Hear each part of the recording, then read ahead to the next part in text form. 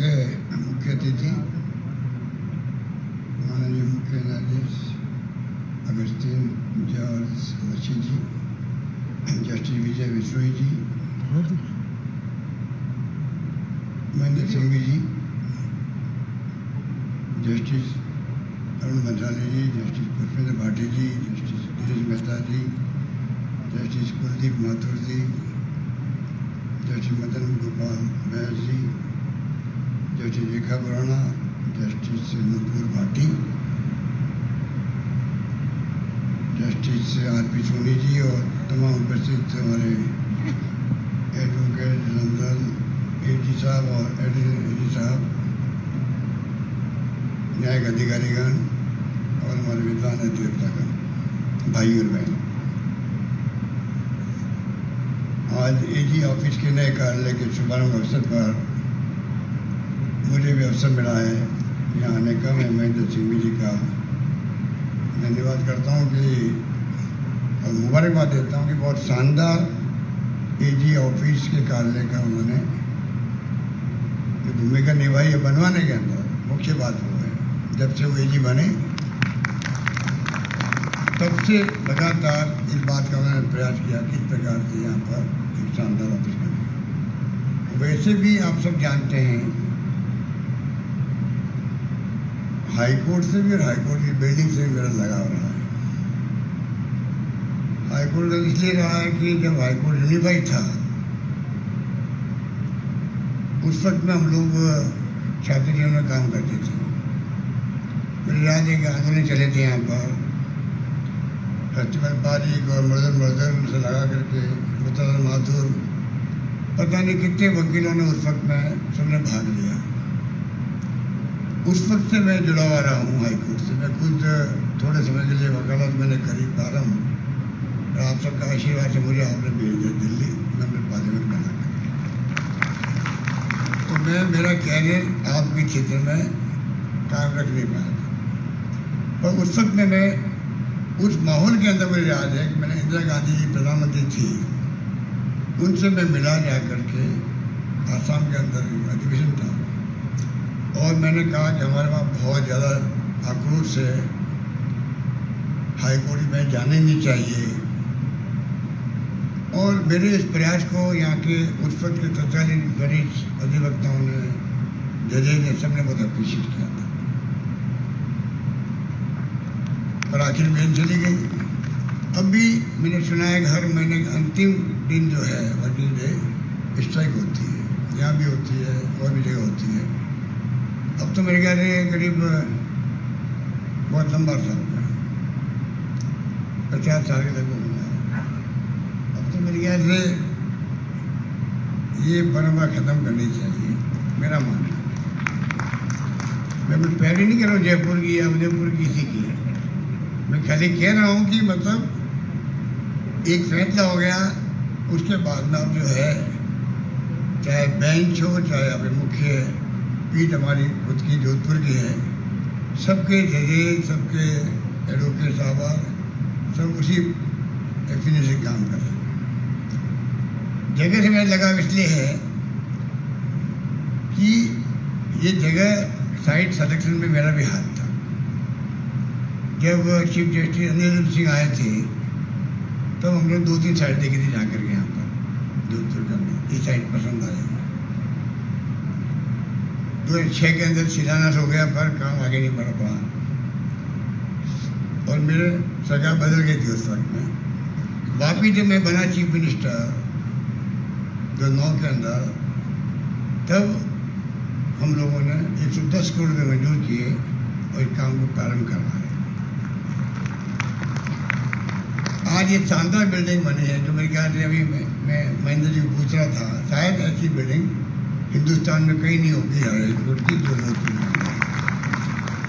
शानदार बिल्डिंग का इंफ्रास्ट्रक्चर है, राष्ट्रपति जी का आना, CBI का आना, सुप्रीम जजेस का आना, लॉ मिनिस्टर का आना, जो प्रोग्राम हुआ था वो भी एक इतिहास बन गया जोधपुर के अंदर। तो जो जगह से लगाव हो उसके लिए धन की कमी आ नहीं सकती।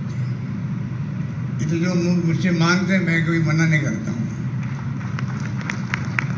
बार काउंसिल को भी हमने अभी उनके गेस्ट हाउस जयपुर में हो या जोधपुर में हो, जुडिशल एकेडमी हो, जो हमें कहा गया है, मैं जानता हूँ कि जुडिशरी का क्या महत्व है डेमोक्रेसी के अंदर भी, संविधान के अंतर्गत भी, और जुडिशरी मजबूत होगी तो लोकतंत्र बचेगा, जिसकी आवश्यकता आज भी सबसे ज़्यादा है देश की।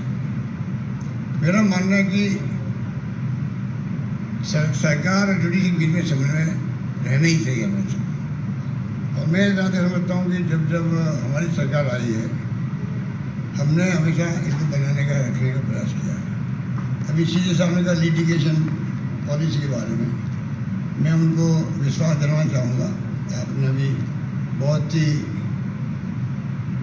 कहना चाहिए कि इफेक्टिवली और मार्मिक आपने अपनी बातें रखी, उदाहरण के सामने।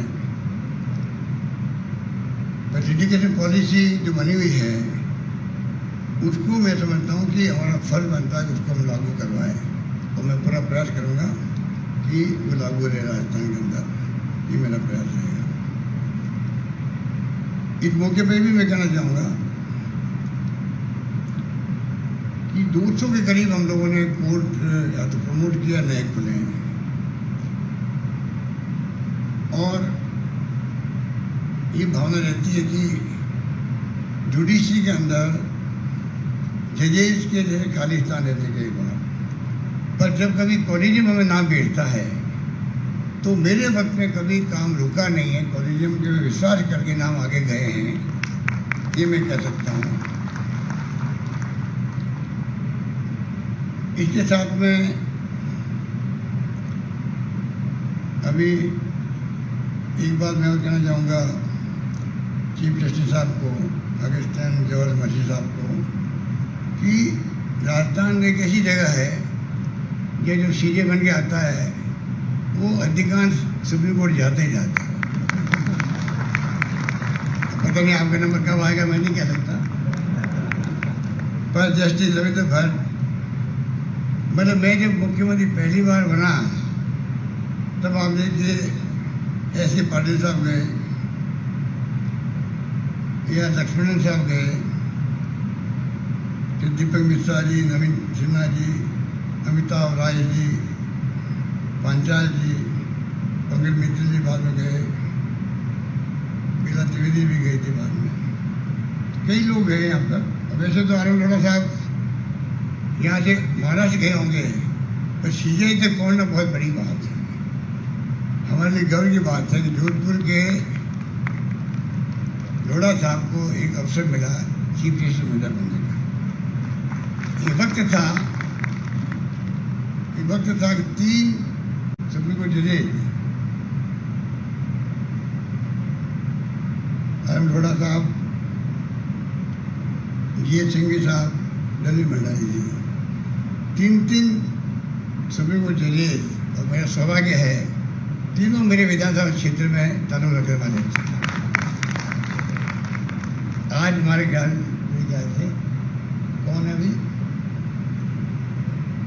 कोई नहीं है। दिनेश महर्षि जी, तब तो कम से कम आप चले जाओ, ये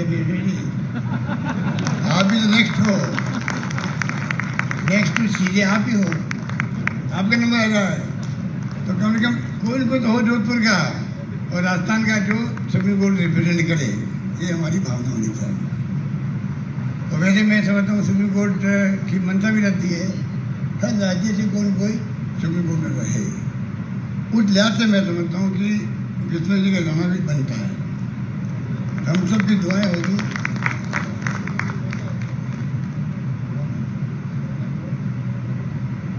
संदीप मेहता जी गुवाहाटी में बन सकते हो, तो आपकी दोस्ती आपस के अंदर से आप कह रहे होंगे। चलो आप आपस में मिल के बात करें ना, किसको भेजना है, किसको जाना है। अब मैं कहना चाहूँगा कि जो फाइनेंस कमीशन आया था, 11th फाइनेंस कमीशन, उसने उस वक्त में फर्स्ट कोर्स की स्थापना की थी, 11th फाइनेंस कमीशन 2005 के अंदर। उसका बड़ा अच्छा इम्पैक्ट था। बाद में पता नहीं क्या हुआ, तो मेरी जानकारी नहीं है, पर धीरे धीरे फास्ट कोर्ट बंद हो गए। अब पोषकों का और महिलाओं का भी चल रहा है।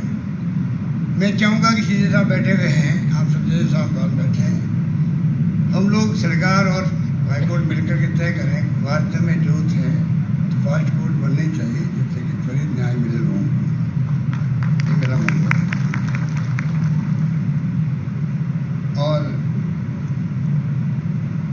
पेंडिंग जैसे पेंडेंसी बहुत ज़्यादा है तो सब मानते हैं पूरे देश के अंदर कई बार राष्ट्रीय बहस भी हो चुकी है इसके ऊपर, नेशनल डिबेट हो चुकी है, पर पता नहीं किन कारणों से तो संभव है तो फिर भी असंभव लगता है। संभव इसलिए कि हो सकता है होनी चाहिए, तो पेंडेंसी है तो क्या कारण है कि उसके बाद में चलिएगा अपॉइंटमेंट नहीं होता है, नहीं हो रहा, सुप्रीम कोर्ट में नहीं होता है, हाई कोर्ट में नहीं होता है, अन्य कोई इंसान खाली पड़े रहते हैं। तो मैं समझता हूँ इसके ऊपर भी ध्यान जाना चाहिए।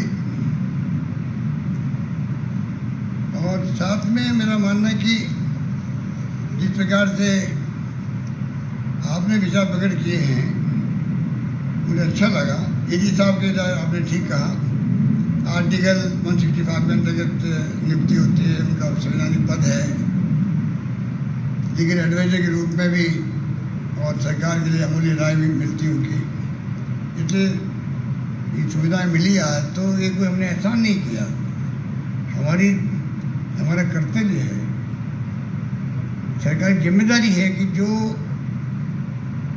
जो डिमांड्स हो किसी भी साइड की हो उसको पूरा करना चाहिए, चाहे पब्लिक की हो चाहे वो किसी संस्थान की हो, वो हम पूरा कर रहे हैं। आपने विंस्टन चर्चिल ने कहा था पहले हम इमारतें बनाते फिर इमारत हम बनाते हैं, ये बहुत ही एक मैसेज देने वाली बात है। ये आपने ठीक कहा कि जो ये उम्मीद करते हैं कि हम जो है सरकारी वकील टाइम नहीं मांगेंगे या रिकॉर्ड मिला नहीं है, फाइल नहीं मिली है, अब IT बेस का ज़माना है। और मैं आप सबसे सबमिट करना चाहूँगा कि राजस्थान IT में नंबर 1 है देश के अंदर, नंबर 1 है।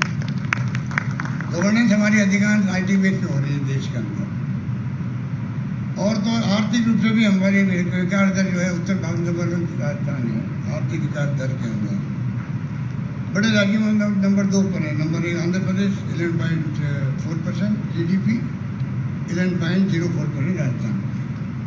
तो राजस्थान आज इस मुबारक मौके पर कहना चाहूँगा मैं, राजस्थान वो राजस्थान नहीं रहा पहले जो खाली अकाल सूखे पड़ते थे यहाँ पर और उससे लोग जूझते थे और पूरी तरह हम लोग बैकवर्ड माने जाते थे। राजस्थान आज हमने कानून पास किए, असेंबली में ऐसे कानून बनाए हैं, अब वक्त नहीं मैं सब कहते हैं लोगों, जिसकी चर्चा देश में दुनिया में हो रही है। अभी मैंने एक्ट बनाया गिग वर्कर्स